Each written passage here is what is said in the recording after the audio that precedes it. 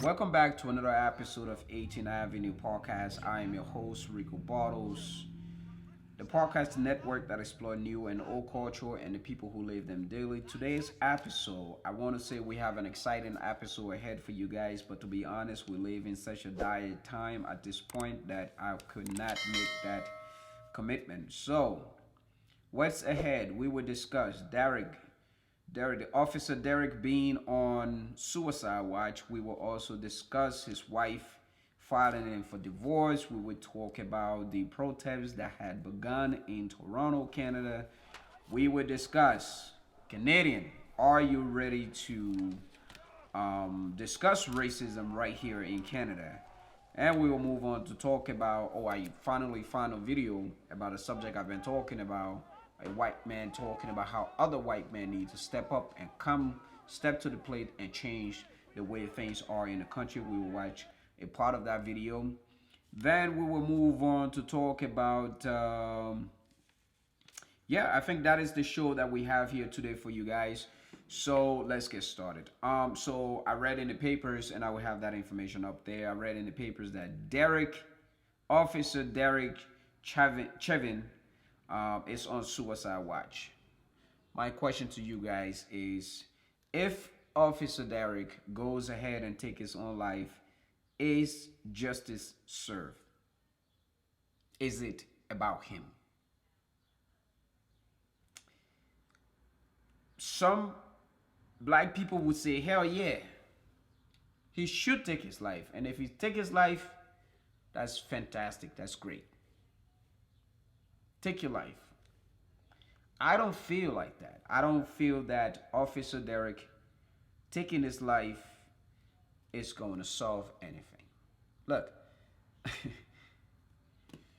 the man he murdered, George Floyd, have had a hard life, like many other George Floyd before him, have had a very tough life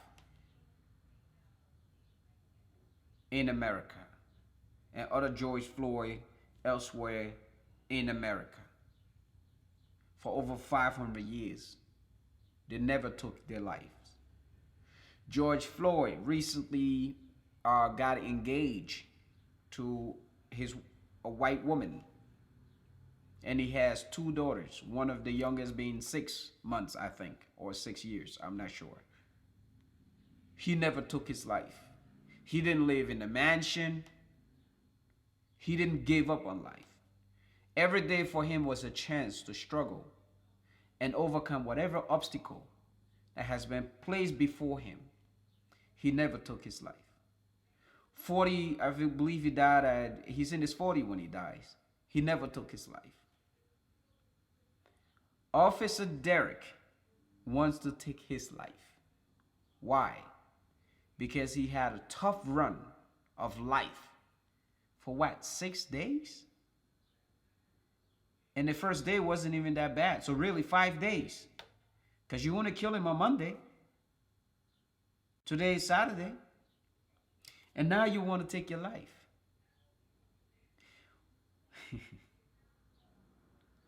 Officer Derek, welcome to being black. Welcome to what it means to be a nigger in this world, right? We face this every day. We face worse obstacle every single day. You have a choice to live or to die, and you want to take your life. Officer Derek, that is a coward move, and I don't support it. And I also want to let you know something else. This entire rowdy and riots, protest that's going on has nothing to do with you. Nothing to do with you. You just happen to be there somehow. It got nothing to do with you. This is for the injustice of years and decades and struggle and death and murder of all the George Floyd around in North America and around the world. That's what this is about, not you. Because when history is retold, you will be forgotten. Like all the other officers before, you will be forgotten. You will not matter. So taking your life, personally, I think just be a man. Be a man and take the punishment. That's what men do. Men face the problem, they don't crumble and fall under pressure.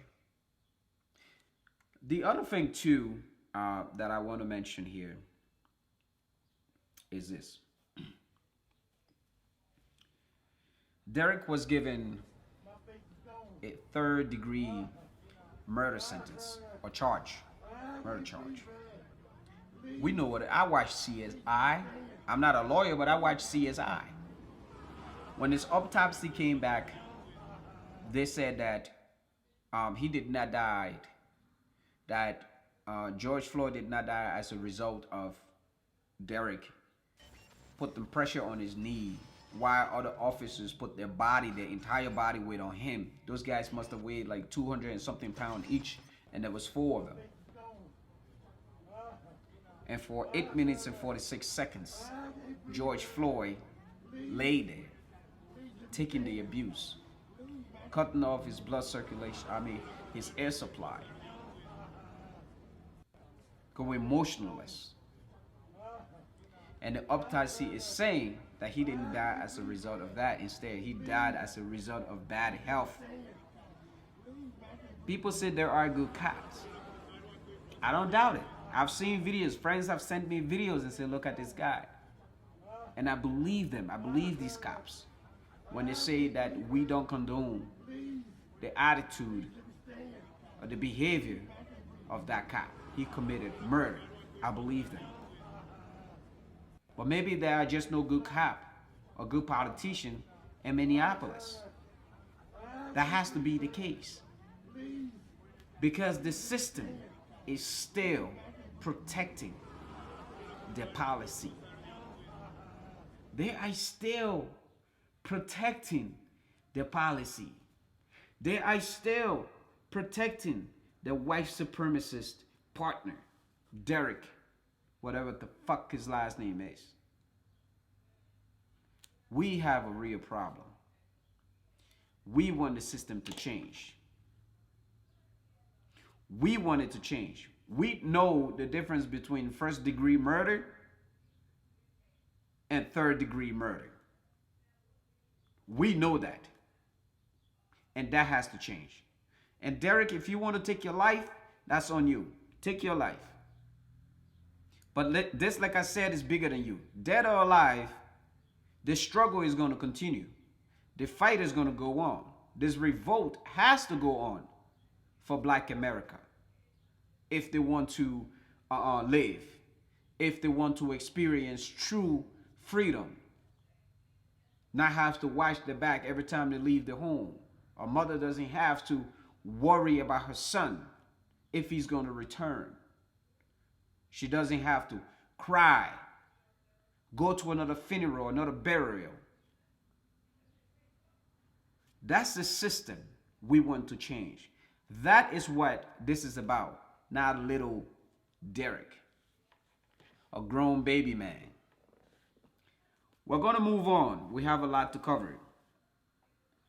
Okay, so here is a video that I want to show you guys now.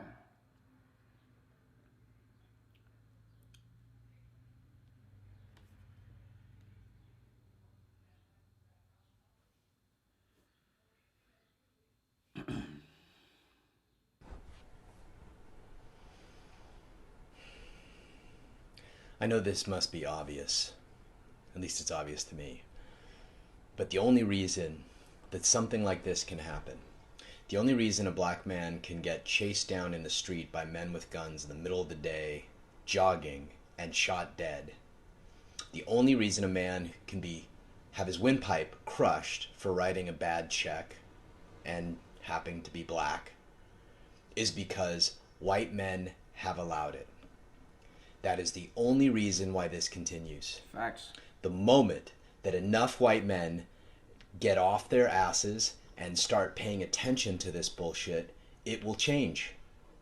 We cannot wait for women, we cannot wait for blacks, we cannot wait for other groups to step up and make a difference. This is on white men who have allowed this kind of racism and this kind of brutality and this kind of evil to continue. So I don't want to hear, I'm too busy, or I'm focused on other things, or I do my good in the world, or, I can't fix that, or that's not my problem, or I don't live in Minnesota, or I don't live in Georgia. I want to stop that video, right? Because this I shit want to happens point all over the place. I'm from Los what he said. I just want to highlight it. He's absolutely right. I've always known that black people cannot fix this problem because these policies, this problem were put in place to keep black people outside, to keep black people on the cotton field, to keep black people working as butler, to keep black people working as maid, to keep black people doing slave jobs, to keep black people are like low paying job, to keep black people in low communities. What's your password? Living in very filthy and questionable conditions. That's what this system is about. And to murder us whenever the system is ready to. So we're just here now temporarily. And that is the system that the white man need to go and fix. That's the system that every white man who cares about humility has to say, you know what, we can't stand for this no more. What's your password? And I say is the riot hasn't just been black people. So first of all, I just want to say, look, my heart goes out to every white, Mexican, Asian, Puerto Rican out there that is on the front line with my black brothers and sisters fighting for justice, side by side. My hat goes out to you because really, this is bigger than anything. This has been going on for over 500 years. We lost a lot of good people in this war for true freedom and democracy for black people. Being able to walk around and not have to watch your back. That is what we're fighting for. So I'm begging all white men out there to start voicing your opinion. And believe me, this is not something that if you voice your opinion, here's the thing. You are not going to lose your job because you voice your opinion. Well, I don't know, because the white supremacist is a force to reckon with. There was a police officer who lost his job because he voiced his opinion. But that's the chance that you're going to have to take. And that's the decision that you're going to have to make. And that's the decision that must be made in order for true freedom, if you care about humanity, for true freedom to come to us all. Let me tell you something. If a black man isn't happy, nobody's going to be happy. There ain't going to be peace. There ain't going to be, I'm just casually walking to the movie theater. Because look what's going on. The movie theater, all these things are getting burned down. The courthouse is catching on fire. The police station is catching on fire. Target is catching on fire. So there wouldn't be peace until we have peace. So we have to come together as people. Get out there. Make videos. Do whatever you can. Share it. But if you don't do any of these things, you become a part of the problem. You become a part of the systematic racism because you're not speaking up. People are telling us to go out there and vote. Honestly, if I'm an American youth, I don't feel like voting right now because voting hasn't done crap. What you gonna do? You vote another white guy in who comes in and continue on the same culture of white supremacists. Whether he comes and he's smiling in our face, I'm gonna do this, make this promise and that promise, but at the end of the day, he doesn't do anything to help the black community. That is what we were talking about. Now I want to move on to Canada. I live in Canada. I've been living in Canada. I grew up here. My family's are here. Canadian brothers and sisters, are you ready to talk about racism right here in Canada? I know it really is a messed up thing. The more I've come to realize it, it really is a messed up thing. Because I feel bad, for one, that your government, right? Talk about suppression. I think the real people that are suppressed here in this country are the white people. Because their government have hide everything from them. Now, some of you white people, of course, know of racism, and you know you've been racist yourself, and you understand how racism have benefited you. But not all of you. A lot of you don't even know. A white person, I'm just tired of this. A white person walking up to me at work, looking me in the eye and telling me that I should be glad, or that I should be glad that I'm here in this country. Why would you say something like that to me? Why? Because you learned that I came from another country? Or tell me you guys get paid way too much. Well, why, Mr. White Man? Why do you feel like I get paid too much? We do the same job. We have the same qualification. Well, in your country, says Mr. White Man, don't you guys get paid way less?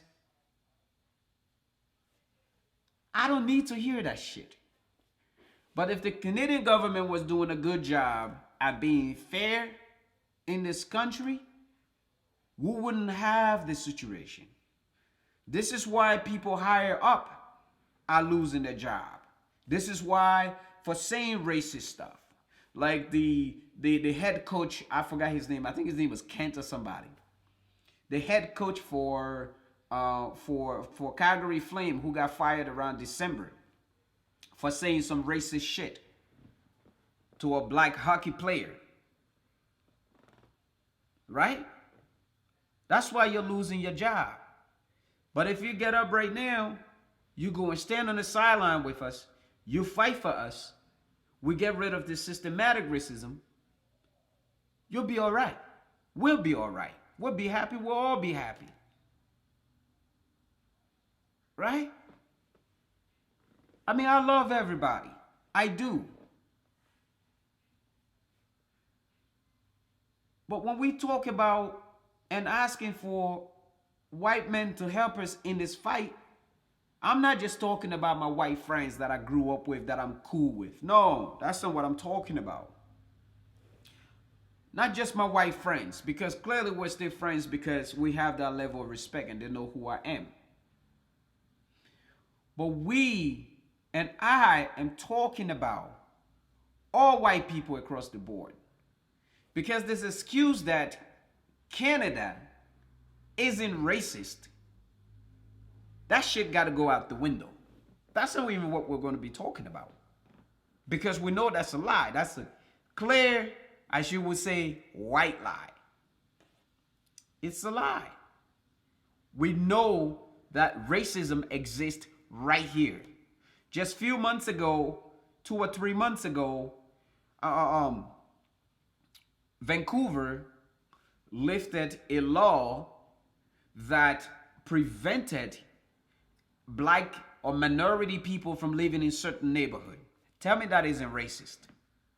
A law that was put in place since like the 1800s or like the 1900s, somewhere around there, preventing minority. In other words, you could be a doctor. You could be the best doctor in the country, the best engineer in the country, the best carpenter in the country, the best dollar store worker in the company. But if you were from minority group, you could not live in that neighborhood. You want to tell me that ain't racist? What about last week? In Vancouver once again, I believe she was the story was they mistaken her, she's native, but she got jumped in the park. I think she was walking a dog or something, or have gone up for a walk by these white guys because they thought that she was Chinese. What about that? What about all the other racism that goes on here in Canada? At the job. The fact that I can't get equal opportunity as the white man. The fact that the white person get paid more money than I do, even though we're doing the same job. The fact that I'm held back from advancing in any given company at any given time. You mean to tell me that ain't racist? You think they're just doing that shit to me because what? I'm just a human being? No. They're doing that shit to me because I am black. The fact that you can't get proper job because you're black. The fact that the system pushes you away because you're black. You want to tell me that ain't racist? And let's jump on to this Toronto situation. In Toronto, and I don't really know much about this, but I was talking to some friends of mine last night, and they kind of brought it up. They had asked me if I heard about the black woman that was pushed off the balcony, and I was like, what? What are you talking about? I didn't even think that it was a thing. Honestly, I did not think that. I just thought that maybe if it was a thing, it was a long time ago, that blah, blah, blah, blah, blah. But it turns out it just recently happened. As a result, Toronto has been protesting. Let me just say something. When I saw the news which I'm going to put up here, here is what the news says, and I'm just going to read it here. It says, 1,000 rally in Toronto against anti-black racism after woman falls from balcony. Falls from balcony. Listen, I don't know much about this story. Later on, I do plan to cover it with people who probably know a little bit more than I do. I just heard about it and seen it, and I share it. Okay. The media is saying that she fell. If she fell from a balcony, why are people rallying on the streets of Toronto for somebody who fell from a balcony? See, in my friends tells me that she was pushed by a police officer. See, that would make more sense. If she's pushed by a police officer off a balcony, and today people are rioting, I mean, there's all types of people, white, black, everybody's here, Asian, everybody's here protesting. Over 4,000 of them are here protesting. The thing with, I feel bad for Canadians sometimes because the media hides so much from Canadians. The media hides so much from Canadians. They keep everything under the rug. But that's not going to work anymore, Canada. I mean, news flash, but it's just not going to work because it's not enough. People are thirsty for the truth. People want the truth. People want to hear the truth. They don't want to hear this lies about this and about that. I was in Broke. I was supposed to go to a party in Brooks a few years ago. Something came up. I wound up not going to that party. At that very party, somebody got shot at the party, or somebody fired a shot at the party. Did you know that that information never got in the news? It never got in the news. So what I'm going to leave you guys with is what other situation has come up. Sorry, before I go, I want to talk about Derek's wife divorcing him here. So Derek's wife has filed for divorce. And I do have questions about this. She filed for divorce. My question is, why now? Why is she filing in for divorce right now? Okay. Is she protecting the money? That's pimping. Listen, pimping. Why is she filing for divorce? Because she never filed in for divorce when back in 2008, Derek responded to a domestic violence situation and he wound up shooting the black guy twice. She never filed for divorce then. So why is she trying to distance herself now? Is she trying to protect the insurance money? Right? This whole thing, in fact, made me realize one thing, is that when I do get married, there will not be a priest at my wedding. You know why? Because I'm pretty sure at Derek and his wife's wedding, the priest said to them, look, till death do you part. Well, lady, Derek ain't dead yet. So I think that you should stand by your killer husband, stand by him, until this whole thing get resolved, and give him some support. Don't make this man go and kill himself so early. Okay, guys, look, I want to thank you once again for watching, for tuning in this time on 18th Avenue Podcast.